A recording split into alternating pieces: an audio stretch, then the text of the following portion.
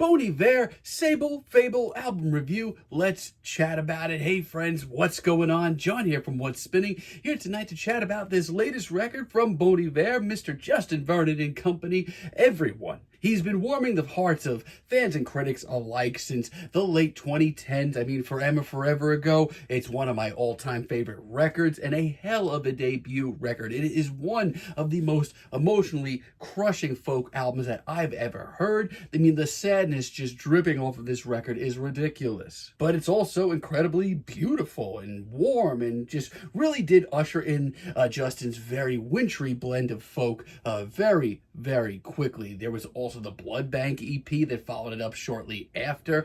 By this time, I was a big fan of Justin's stuff. Not only was Justin's music warming my bones, but it was also making me feel things, and all the while putting a big smile on my face. He also released around this time his ambitious, incredible, Grammy Award-winning Bon Iver project, which initially, gonna be honest, I wasn't too wild about. I kind of missed the very bare-bones, rustic sound of his early recordings. But in the years since, I've only grown on it as time has passed, and it really is a modern masterpiece. Now, the years since, I feel like have been a little bit more polarizing for fans as far as Justin's music is concerned. He ditched his very wintry, very warm indie folk for a much woozier, a much more soulful electronic sound as well. But for me, I wasn't too pissed about the sounds of albums like 22 A Million. As a matter of fact, while very different, I felt like the message in Justin's music had never been any louder. However, I will say this,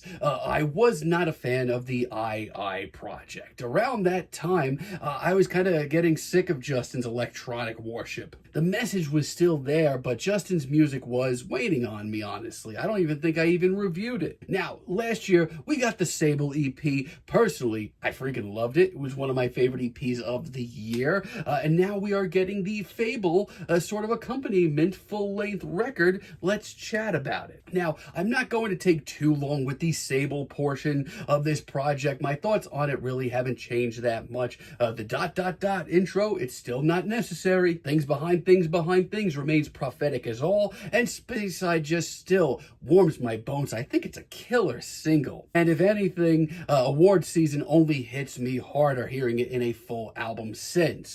Now that leads me to the fABLE portion of this album, and let me tell you, a lot of it does follow suit. I mean, short story, as an intro to this disc, honestly, I think it's a really lovely little intro. It's absolutely blissful between the graceful piano, the glistening production, and Justin's legendary croon. It's so lush and colorful and incredibly vast sounding. Hell, this track sounds like it's ready to take on anything. But for me, as a listener, a longtime listener of Justin's music, it starts to bring things full circle. The meeting of his folkier beginnings and his more electronic, soulful, modern stuff. Then we get Everything is Peaceful Love, which is just so warm and inviting. I feel like those who have kind of lessened on his more electronic, modern sound, give this a shot. I mean, personally, I can't be in a bad mood listening to this track. Justin's vocals on this track are so passionate. Soulful, too. As far as Justin's releases goes, this is his most soulful to date. It's like a big old warm hug from an old friend that you haven't seen in a while. It has that human touch, but it's also hip and fresh. It's beautiful, honestly, and I love the guitars floating through the background. It gives it just enough of a rustic flair to it. It is a fantastic single. Walk Home did take me a few listens to really enjoy, gonna be honest. The icy cold beat and the chipmunked voice snippets definitely set the tone, but the star of the show here is Justin. His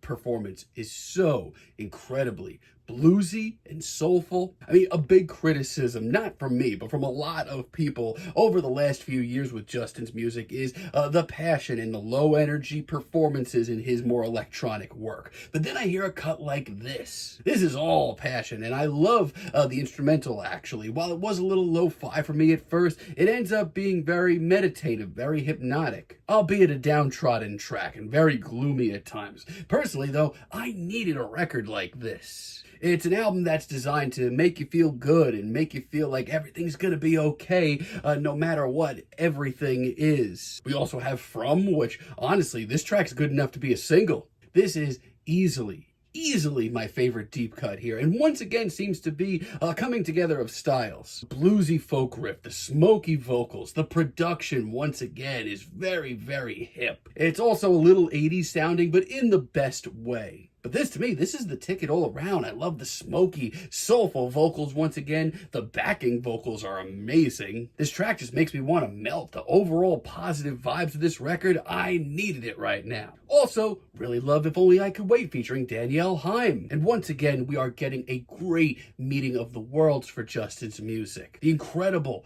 warm, moody synthesizers make a hell of an atmosphere. But Justin also brings in a great deal of human touch with another incredibly passionate performance. I mean, just from that alone, this record is worth a listen. It's charming, it's heartfelt, and Danielle Haim honestly sounds right at home. There's so much heart, so much drama, so much affirmation of life in this. And it's such a big sound. Also really like There Is a Rhythm. It's so smooth, it's incredibly slick, and it's one of the more low-key and downtrodden tracks here. And that's not a bad thing. It kind of sounds like Justin's winding down for the day with this track, and I mean that in the best way possible. It may be light and sweet and a little nocturnal, but Justin's vocals, once again, they have not been this prominent and passionate and upfront in a project in quite some time. And the backing choir that pops in towards the end gives this track immense depth. It's a hell of a deep cut. Now, there are a few blips on the radar that definitely bring my review down a little bit, like Day One featuring Dijon and Flock of Dimes.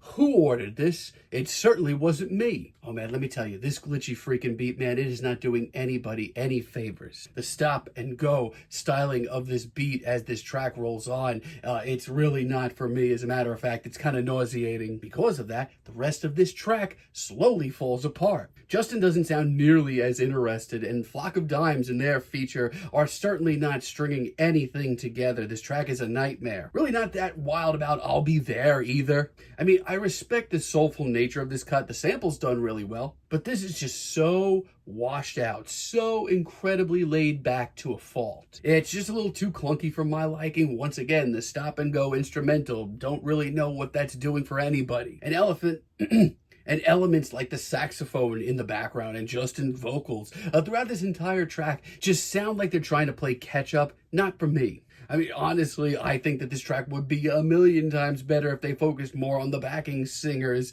and the choir that pop in and not the sample. And Au Revoir as a finale, I mean, it's fine. It's nice on the ears, it's certainly pleasant, but either A, it should have been an interlude earlier on, or just left off entirely, because There's a Rhythm is so much more of an interesting and nice and just a little bow tie on this present than of a finale, because There's a Rhythm is just so much more of a concise of a finale.